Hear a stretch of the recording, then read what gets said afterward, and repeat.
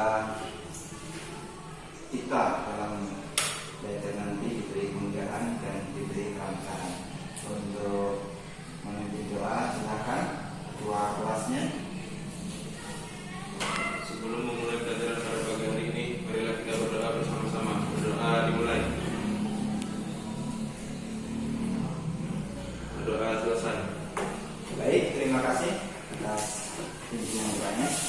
Selanjutnya Bapak akan mengabsen. Siapa tahu ada teman yang berhalangan hadir atau tidak izin, maka perlu Bapak ketahui. Ahmad bin Farid, Hadir Pak. Asai, Hadir Pak. Sabri, Agung, Hadir Pak. Muhammad Hamdani. Hadir Pak. Selanjutnya Bapak ingin mengecek apakah kalian masih ingat pelajaran kemarin? Masih Kemarin kita telah membahas, mempelajari yang berkaitan dengan usul fikih, ya, tujuan usul fikih dan turunnya yaitu fikih, dan semuanya tentunya bermanfaat untuk kita semuanya. Baik, untuk selanjutnya kita akan memasuki materi pembelajaran pagi ini. Sumber-sumber hukum Islam yang muttafaq atau disepakati dan mukhtalaf atau yang tidak disepakati. Materi pagi ini membahas tentang sumber hukum yang muttafaq dan mukhtalaf. Untuk kompetensi dasar, ya, kalian harus bisa menganalisis sumber hukum Islam yang muttafaq, ya, yang disepakati dan yang mukhtalaf, menyajikan hasil analisis konsep tentang hukum Islam yang muttafaq, yang disepakati dan yang mukhtalaf. Indikator pencapaian kompetensi mengidentifikasi sumber hukum yang muttafaq dan mukhtalaf, menjelaskan kedudukan sumber hukum yang muttafaq dan mukhtalaf, menentukan prinsip-prinsip sumber hukum yang muttafaq, mengkategorikan ulama yang berhujjah pada sumber hukum yang mukhtalaf, terus menyajikan contoh aplikasi penerapan sumber hukum yang muttafaq dan sumber hukum yang mukhtalaf. Baik, kita bersama-sama menyaksikan video berikut ini.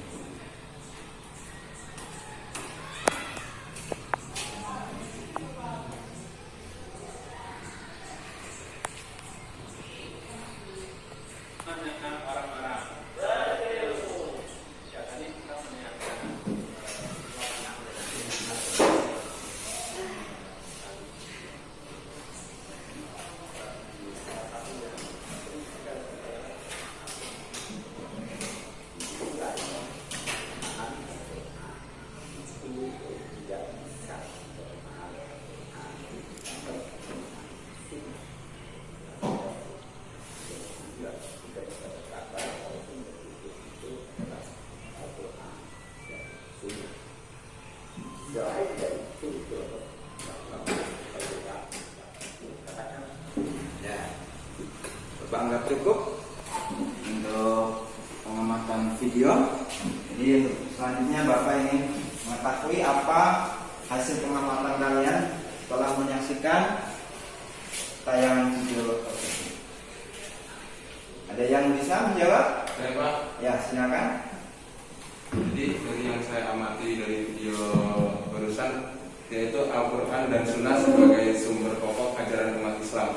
Ya, sumber pokok atau sumber hukum ajaran umat Islam. Ya. Jadi sumber hukum itu ada dua, ya. Yang pertama sumber hukum yang muttafaq dan sumber hukum yang mukhtalaf. Sumber hukum yang muttafaq ada 4, ya. 4. Yang pertama Al-Quran, yang kedua hadis, yang ketiga ijma, yang keempat qiyas. Kenapa Al-Quran diposisikan, ditempatkan urutan pertama?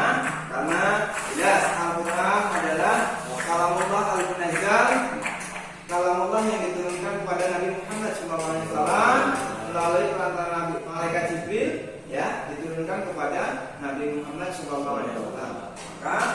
Al-Quran diposisikan pertama. Jadi maksudnya bagaimana? Seandainya adik-adik dalam mencari suatu hukum, ya, suatu hukum perkara, kalau tidak dijumpai di dalam Al-Quran, maka kalian mencari sumber hukum yang ada di hadis. Kalau di hadis tidak dijumpai, lanjut ke bawahnya, yaitu mencari hukum yang ada di ijma. Kalau di ijma tidak dijumpai terkait hukum perkara, maka mencarinya di qiyas. Jadi bisa dipahami ya. Dan untuk yang selanjutnya yaitu sumber hukum yang mukhtalaf.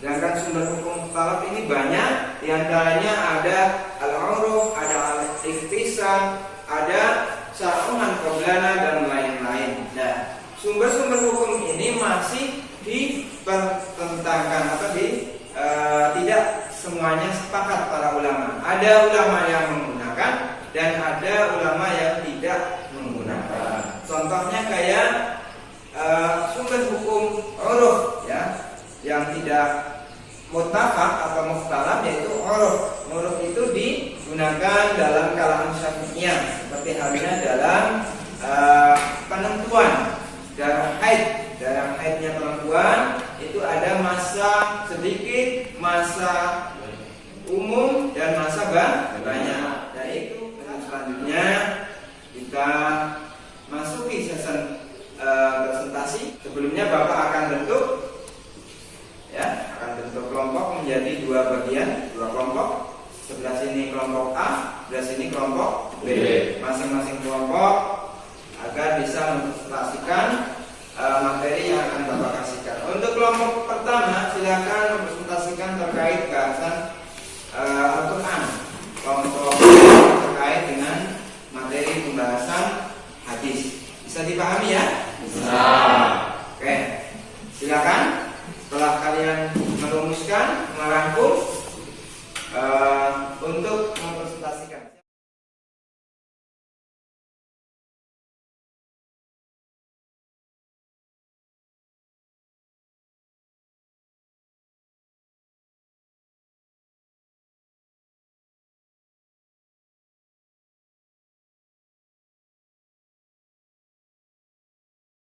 Kelompok A atau kelompok B? Bukan? Kelompok A ya, silakan. Untuk kelompok A, untuk mempresentasikan hasil analisis dan rangkuman yang telah diselesaikan.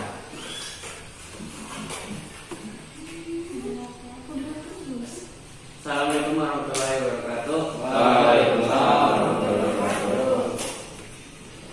Saya sebagai moderator kelompok A akan menyampaikan presentasi yang dibawa oleh teman saya. Waktu dan tempat dipersilakan. Terima kasih untuk moderator. Jadi saya dari kelompok A akan mempresentasikan hasil diskusi saya mengenai fungsi sunnah sebagai sumber hukum Islam. Beberapa fungsi sunnah, yang pertama adalah menguatkan atau mengaktif hukum suatu peristiwa yang telah ditetapkan hukumnya dalam Al-Quran. Misalnya sholat, zakat, puasa, dan haji telah ditetapkan dalam Al-Quran.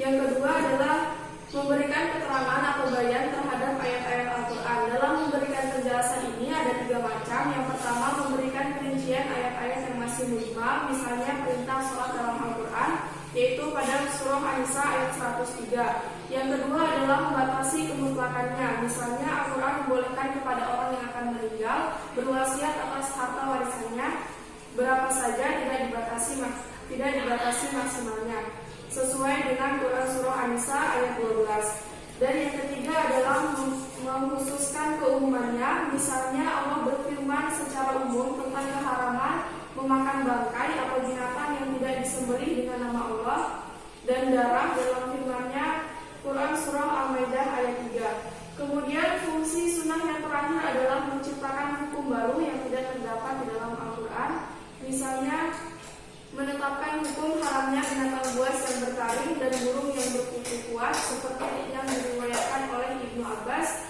dalam hadis riwayat Muslim. Itulah hasil presentasi dari kelompok A. Kurang saya akhiri. Wassalamualaikum warahmatullahi wabarakatuh. Ya, tepuk tangannya untuk berdua. Ternyata semuanya dari kelompok A, kelompok B luar biasa sekali. Presentasinya bagus. Baik, untuk selanjutnya yaitu sesi diskusi. Jadi dalam sesi diskusi masing-masing kelompok memberikan pertanyaan dan nanti juga memberikan jawaban. Silakan dari masing-masing kelompok, siapa dulu yang akan memberikan pertanyaan ke kelompok? Ya, silakan. Oke, saya untuk kelompok 2, saya akan bertanya, pedoman Al-Quran dalam menentukan hukum salah satunya adalah adanya khuruj atau tidak memberatkan. Coba jelaskan apa maksudnya dan contohkan. Ya, silakan untuk kelompok B menanggapi dan menjawab pertanyaan dari kelompok A. Baik, saya akan menjawab pertanyaan dari kelompok A yang dimaksud tidak memberatkan. Jadi tertera dalam firman Allah Subhanahu wa taala yang berbunyi la yukallifullahu nafsan illa wus'aha. Kelompok sudah memberikan pertanyaan dan juga memberikan jawaban, dan tentunya supaya bisa kita pahami bersama-sama, silakan siapa yang bisa merumuskan hasil diskusi tadi? Saya bisa, Pak. Ya, silakan. Ya, jadi hasil kesimpulan dari pelajaran kita tadi adalah dasar hukum ajaran Islam, yaitu ada yang muttafaq atau yang disepakati ada 4, yaitu Al-Quran, hadis, ijma dan qiyas, dan mukhtalaf atau yang tidak disepakati ada 7, yaitu ada berisi tentang istisan, urf dan lain-lain. Lalu isi pokok dalam Al-Quran ada tauhid, ibadah, akhlak, janji dan ancaman, dan kisah-kisah orang terdahulu. Lalu dalam menetapkan hukum, Al-Quran tidak memberatkan seseorang, lalu menyedikitkan beban seseorang, dan secara bertahap-tahap. Ya, mungkin itu kesimpulan yang dapat saya sampaikan. Kurang lebihnya mohon maaf. Wassalamualaikum warahmatullahi wabarakatuh. Ya, tepuk tangannya. Alhamdulillahirrahmanirrahim. Setelah dirumuskan, Bapak ingin menyampaikan tentang hasil belajar seperti ini, dan Bapak menilai kalian semuanya, adik-adik, ya sangat luar biasa sekali, sangat antusias, dan Bapak ingin semuanya tetap semangat dalam belajar, ya. Jangan cuma di sekolah, juga semangat belajar di rumah. Oke, sebelum Bapak tutup, Bapak akan memberikan tugas LKPD kayak kemarin. Jadi nanti kalian kerjakan di rumah, ya, sesuai arahan dari Bapak. Nanti LKPD-nya bisa Bapak share lewat WA saja, ya. Ya, Karena ini sudah waktunya tidak cukup. Jadi sebelum kita tutup, mari kita ucapkan bersama-sama Alhamdulillah. Wallahul muwaffiq ila aqwamit thoriq. Wassalamualaikum warahmatullahi wabarakatuh.